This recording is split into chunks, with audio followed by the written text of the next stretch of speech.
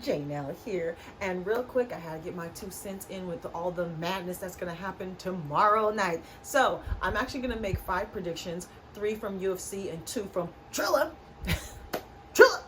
First up, UFC Fight Night, Las Vegas, 37. I'm pretty sure this is 37. Correct me if I'm wrong. I'm going to, like I said, top 3 fights. I'll do some later research, look at the weigh-in, so I'll probably have some additional picks coming on my other platforms. So you do have to follow me over Twitter, Instagram. All that information is down in the description. And again, thank you to all of you who do follow me on all the platforms to get all of my information, including when I see movies, what we're going to see, so we can also get together and talk about those on the 5-minute movie reviews. And thank you to those who watch the 5-minute movie reviews as well. I do truly appreciate the support that I do get. I really do.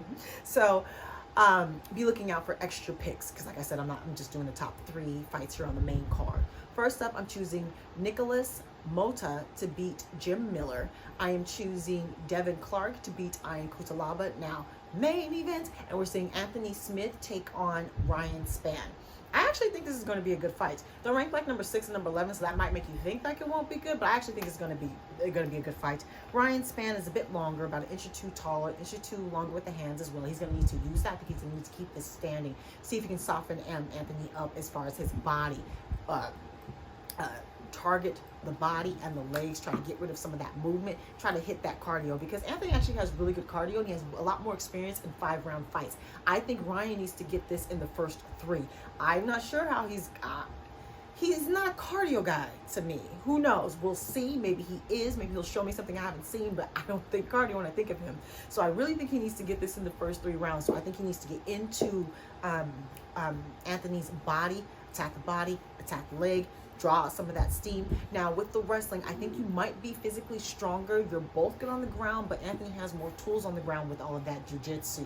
You seem like you have enough jiu-jitsu to not get submitted. However, if you are physically stronger on the ground and you can get a good position, secure the position, top ground, and get some ground and pound, I would do that. But be careful. I would really be careful with that because of how slick Anthony's jiu-jitsu is on the ground, and in his way he can bait you into submissions and all of that. I just be really careful.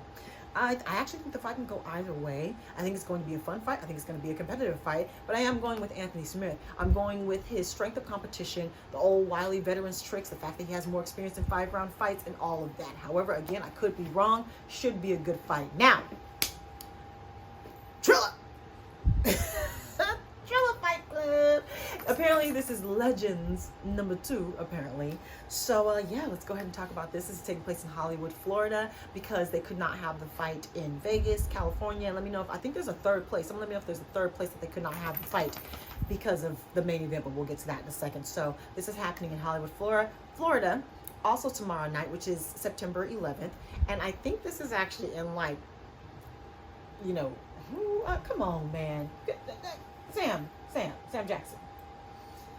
I think this actually is like remembering the events on 9/11, remembering the people we lost on 9/11. I think that's in honor of this, which for me is kind of in poor taste, but yeah, that's what we have here, because the last event was on a Sunday. So, you know, that's where we are. Let's talk about the co-main event.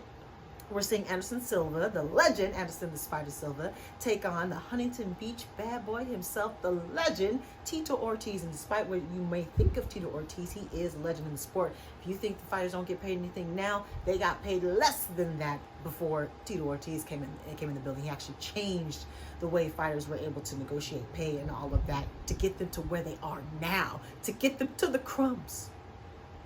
They had water before. Now they have water and breadcrumbs.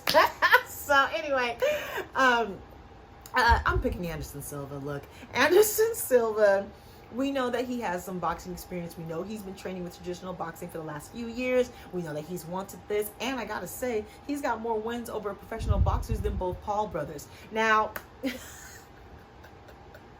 he's a bit longer with the hands. I just think he'll have the more skill. I think he'll just simply be the better traditional boxer. This is a boxing fight, right? Right. Someone let me know if it is traditional boxing rules. I believe it is. It's 8 rounds. Tito Ortiz, he has won a boxing fight. He beat Chuck Liddell a couple of years ago in a fight that was just.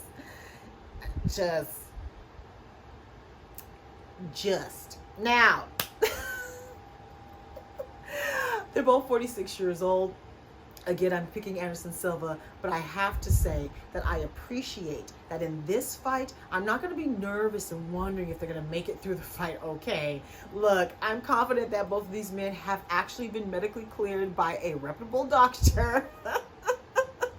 I've seen them in action in the last 5 years. I'm confident that they are still able to compete, especially against each other. If they were going against way younger talent or something like that, that's different. But I am okay with them fighting each other in a boxing match. And I like that I'll be able to watch this match with, without feeling guilty about it. Okay, so main event. And I'm going to name the boxer first, so because it's a boxing match. So we are seeing 58-year-old Evander Holyfield taking on 44-year-old Vitor Belfort, MMA practitioner extraordinaire. So actually both legends in their own right too, honestly, if you look at the entire span of their careers. So apparently he was supposed to fight Oscar De La Hoya. Beater, that is. Oscar De La Hoya got the Rona and had to pull out of the fight last minute. And I do believe that Holyfield is taking this fight on like a week's notice, 11 days notice, something like that. Someone give me the exact days. But I do know that it's short notice. And that's why this fight's in Florida. He's the reason why they couldn't get cleared everywhere else, which is like, should he even be getting cleared at all? Because 58 is basically 60. Okay, if we were rounding, that's 60s. So we're watching a 60-year-old taking on a 45-year-old that we know still has something left. Vitor, we know, is still physically capable of fighting, especially against equal competition, right? I'm just not so sure that Holyfield is it. However, Holyfield being the actual traditional boxer and not just some old I boxed, but champion, right? Extraordinaire. So they said his last fight was like 2011, something like that, 2011, something like that. So correct me if I'm wrong. I believe he lost the fight. I saw the video, the footage of him that they put out boxing, because everybody's just like, this shouldn't happen. We're all worried. What are we doing? No. So they put out this training video trying to show that he's okay. And I will say, because everybody's like, he looks like trash. He looks like trash. I stopped comparing him to his younger self or to other boxers. I think you have to compare him to other 60-year-olds. And for a 60-year-old man, he looks like he's in shape, and he looks like he used to be a professional boxer. The form is still there. The skill is clearly still there. I'm more worried about like his heart, his lungs, his cardio. Will he still be able to make it through the fight in those ways? Vitor, I'm not as concerned about those things. He just doesn't have the actual traditional boxing skills. So will his physical ability up against Holyfield's vast knowledge and experience in traditional boxing, right? Vitor, I think, is going to be faster.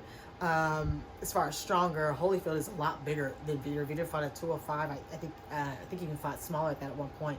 Holyfield is a lot bigger than him. I do think he's going to have more punching power too, because he's a traditional boxer, and traditional boxers are more powerful with their punching than MMA strikers. I know we don't like to hear that, but it's true.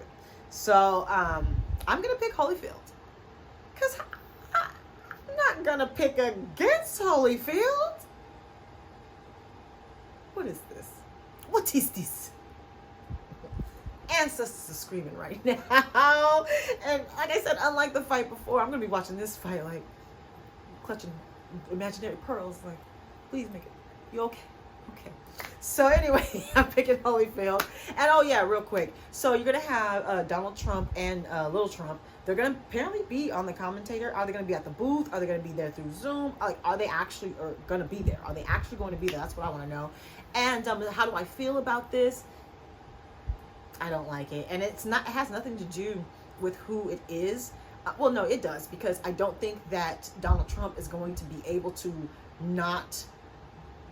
to keep the focus on the fight. I said the same thing with the last Triller event with Snoop Dogg. I said I love them at the booth, but there was moments where they did too much and it took away from the fight. I said that was a criticism. I definitely think that's going to happen here. And I'm not even questioning whether or not he has boxing knowledge, because this is Triller and they often have people on who are from other realms. So I'm not even really concerned about that. I think he's going to take away from the fight. That's all. I think he's going to take away from the fights. And I don't want to hear anything about politics or January 6th or anything like that. I talked about this with basketball as well. Like I said, I don't mind if the athletes themselves get political. This is their platforms. They're the one who fuel this industry. If they want to take some time and do that and suffer the consequences, I'm okay with that. But for an outside figure to come on and bring in all this mess, I don't want that. I don't care for that. We'll see how this goes. I might be watching this entire event with the sound off. And again, that it's not because of his political views or anything like that. It's because I don't think he's going to keep the attention on the fights. And as a fight fan, I want my commentators to add to the event, not take away. That's it. All right. So that's the whole event. My whole video, excuse me.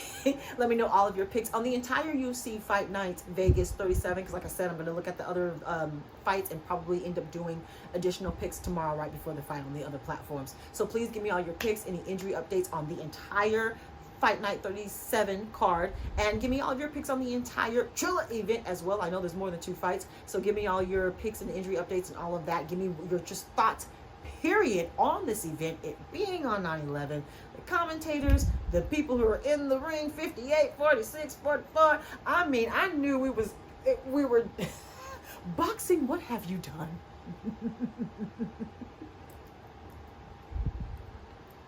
I'm down for the mess, but sheesh, boxing.